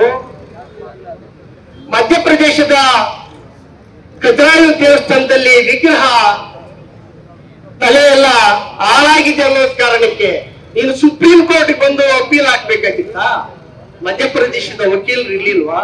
ಮಧ್ಯಪ್ರದೇಶ ಸರ್ಕಾರ ನಾಶ ಆಗಿದ್ಯಾ? ಮಧ್ಯಪ್ರದೇಶದಲ್ಲಿ ಯಾರು ಇಲ್ವೇ ಅಲ್ವಾ? ಅಲ್ಲಿ ಮಾಡ್ಬೇಕಾಗಿತ್ತು. ನಿನ್ನ ವೈಯಕ್ತಿಕ ತೆವಲು ತೀರಿಸ್ಕೊಳ್ಳಕ್ಕೆ ಸುಪ್ರೀಂ ಕೋರ್ಟ್ ಗವಾಯಿ ಮೇಲೆ ನೀನು ನೀನು ಬೂಟನ್ನು ಎಸೆದಿರ್ತಕ್ಕಂಥದ್ದು. ಇದು ನಿನ್ನ ತೆವಲು. ನಮ್ಗೆ ಅನಿಸ್ತಾ ಇತ್ತು 6ನೇ ತಾರೀಕು ಹಿಂದೂದರು ರಾತ್ರಿ ತಳಮಳಿಸ್ತಾ ಇದ್ರು. ಅವ್ರ ಮಾತುಗಳಲ್ಲಿ ಅಗಾಧವಾದ ಅಂಬೇಡ್ಕರ್ ಅವರ ಆ ನೋವು ಇತ್ತು. ಏನಿದು, ಎಂತ ಸಂವಿಧಾನವನ್ನ ಇಲ್ಲಿ ಬಿಟ್ಟೋಗಿದ್ದಾರೆ. ಇಂಥ ಸಂವಿಧಾನಕ್ಕೆ ಅವಮಾನ ಆಗ್ತಕ್ಕಂಥ ಸಂದರ್ಭದಲ್ಲಿ ಇಲ್ಲಿ ಪ್ರಗತಿಪರರು, ಚಿಂತಕರು, ಕೃಷಿ ಕಾರ್ಮಿಕರು ನಾವೆಲ್ಲ ಏನಾಗಿದ್ದೀವಿ? ಕನಿಷ್ಠ ಪ್ರತಿಭಟನೆ ಮಾಡುವಂತ ಶಕ್ತಿಯನ್ನ ಕಳ್ಕೊಂಡಿದ್ದೀವ ಅಂತಂದಾಗ ಶಂಕರ್ ಮತ್ತು ನಮ್ಮ ರಾಜೇಶ್ ಅವರು ಬೆಳಗ್ಗೆ ಈ ತರದ ಆಯೋಜನೆ ಮಾಡಿದ್ದಾರೆ ಅಂತ ತುಂಬಾ ಖುಷಿ ಆಯ್ತು. ಆದ್ರೆ ರಾಜ್ಯದ ಅದೇ ದಿವಸ ಪತ್ರಿಕೆ ಹೇಳಿಕೆ ಕೊಟ್ಟು ನಿನ್ನೆ ನೀವೆಲ್ಲ ನೋಡಿದಿರಿ, ಎಲ್ಲ ಜಿಲ್ಲೆಗಳಲ್ಲೂ ಕಾರ್ಯಕ್ರಮಗಳನ್ನು ರೂಪಿಸಿದ್ದಾರೆ. ಅರಬೇತ್ರಿ ಮೆರವಣಿಗೆ ಮಾಡಿದ್ದಾರೆ, ರಸ್ತೆ ತಡೆ ಮಾಡ್ತಾ ಇದ್ದೀವಿ. ನಾವು ಸುಮ್ಮನೆ ಕೂರ್ತಕ್ಕಂಥ ಜನ ಅಲ್ಲ. ನೀವು ಗವಾಯಿ ಅವ್ರನ್ನ ಕೆದಕಿರ್ಬೋದು, ಆದ್ರೆ ಈ ಜನನ ಕೆದಕ್ಲಿಕ್ಕೆ ಆಗಲ್ಲ. ಇದು ಅಂಬೇಡ್ಕರ್ ಮಕ್ಕಳು. ಈ ಅಂಬೇಡ್ಕರ್ ಮಕ್ಕಳು ಸೃಷ್ಟಿ ಮಾಡ್ತಕ್ಕಂಥ ದೇಶ, ಈ ದೇಶವನ್ನ ಮರು ಸೃಷ್ಟಿ ಮಾಡ್ಲಿಕ್ಕೆ ಹೊರಡ್ತೀವಿ. ಈ ದೇಶದ ಸರ್ವ ಸಮಾಜವನ್ನ ನಿರ್ಮಾಣ ಮಾಡ್ತೀವಿ ಅಂತ ಹೇಳ್ತಾ ನನ್ನ ಮಾತುಗಳು ಮುಗಿಸ್ತೀನಿ. ಜೈ ಭೀಮ್, ಜೈ ಕರ್ನಾಟಕ.